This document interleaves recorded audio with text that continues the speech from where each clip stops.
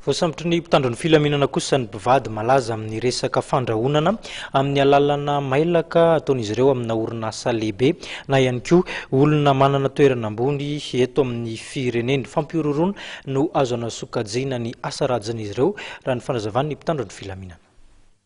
Olona roa ny voasambotra ny mpitandro ny filaminana taorian'ny fanadihadiana izay natao mahakasika ilay fampiororoana amin'ny alalany mailaka izay natao tamin'ny orinasa maro sy olona manana andraikitra ao amin'ny fitondrana. Tany Beravina Fianarantsoa no nisamborana nireo tamin'izy ireo ny alakamisy lasa teo. Marina fa vao avy nigadra ity lehilahy ity, ny 7 Jolay 2024 ny voatazona tany tsy afany tenany noho ny fahalalana izay nataony ary nivoaka ny 12 Avrila 2024 lasa teo.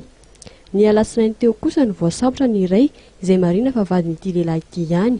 Mahakasika izay indrindra dia nitondra ny fanazavana ny ao amin'ny polisy pirenena. Nahazo taratasy fampiororoana hoe manomeza vola 5 miliara ianareo andefaso SMS ny telefona 3440 515 35 dia izay no manome torolalana rehetra anateranareo ny vola. Dia raha tadiditsika tsara hoe ny fanojo tamin'ilay hoe fanakatonana ny maso ivoany Amerikanina teto amintsika ihany koa ny voan'izany taratasy fampiororoana izany.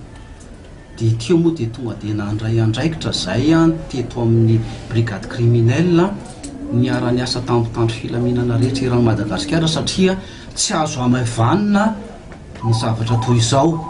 Eritrereto hoe ny agence jirama eran'ny Madagasikara ho no apoka ny ireo misy olona ambony minisitra nahazo taratasy fandrahonana.